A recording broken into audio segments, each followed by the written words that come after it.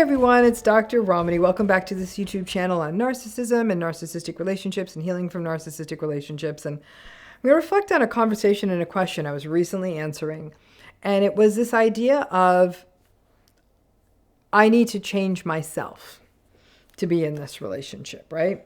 And in fact, even therapeutically, that was going to be the focus. You know, we think about cognitive behavioral therapy. Let me change how I think. But really the core of it, when you really think of the core of how a lot of therapy is done, is change yourself, change yourself, change yourself.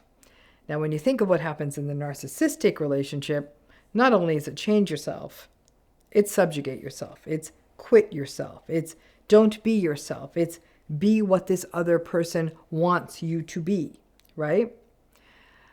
There's a real danger in the change yourself. I think a lot of people believe that the idea of change yourself in a way is a little bit liberating, because you've now, even if you don't know the person's narcissistic, something that happens is that you realize that they ain't changing and the situation is bad and it's slowly getting worse. So you take the stance of like, well, I can't change them and you probably can't change the context. So the only thing that you feel is left is to change you.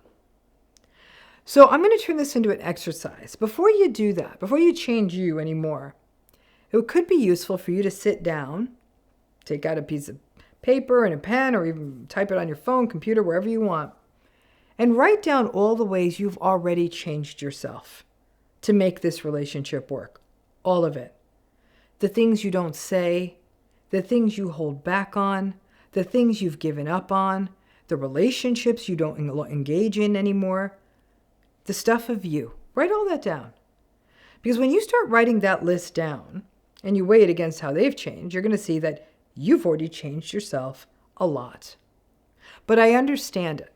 This concept of I'm going to change myself becomes a life raft in a trauma-bonded sea. The one thing you think, I can do this. I can take this on myself. This is something that happens in survivors over and over. It's one of the ways survivors exhaust themselves. They take on responsibility for everything and everyone. There's almost the sense of, if I take charge of everything, if I do everything, if I don't miss anything, if I'm on top of everything, then it's all going to work. The only thing I can guarantee that's going to take you to is to the verge, if not the complete, actual collapse of yourself.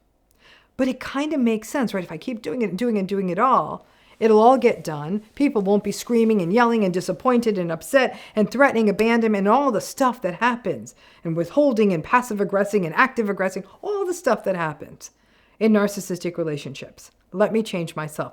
And here's where it gets tricky.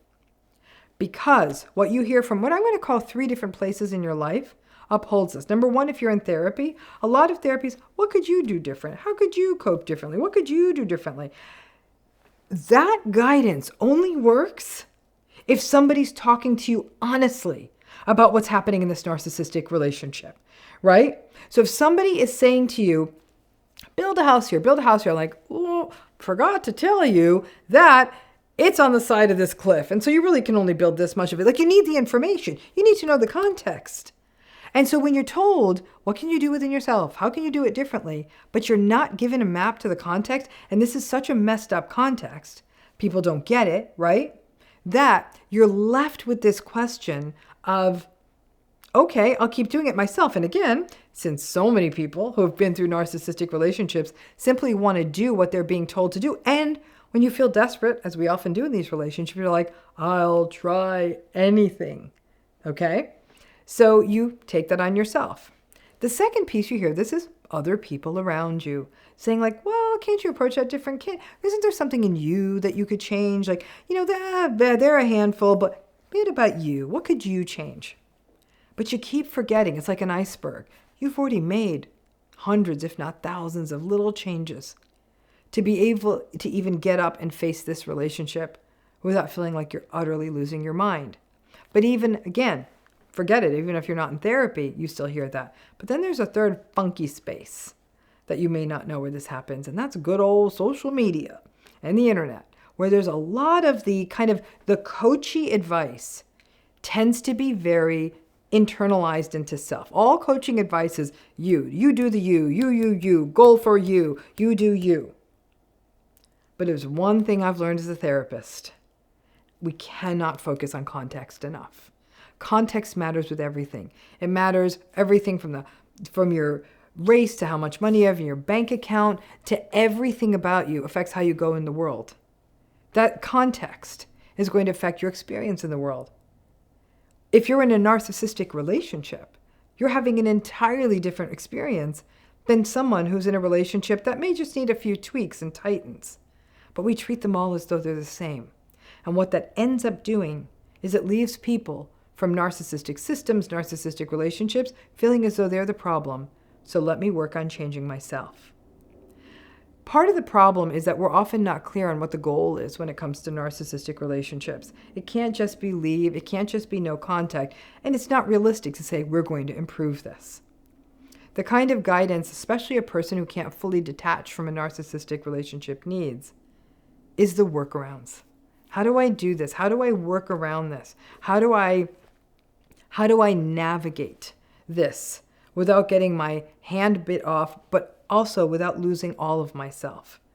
You learn to curate yourself. You learn how to show up differently in different places. And you learn that your authentic self is a very, very powerful, yet vulnerable, yet necessary part of yourself that the narcissistic person doesn't get to see. But the healthy people around you do. You learn to become discerning. You determine who can see that vulnerable self of yours. But you stop jousting at windmills. I guess that's a change in yourself, that you do stop jousting at the windmills, that you do stop trying to engage with them, that you do stop sharing your vulnerabilities. But that's not the change in yourself that most people are being told to make, right? That change in yourself will work, changing how you engage. But unfortunately, when the goal is set out there as, this could be better, not a chance.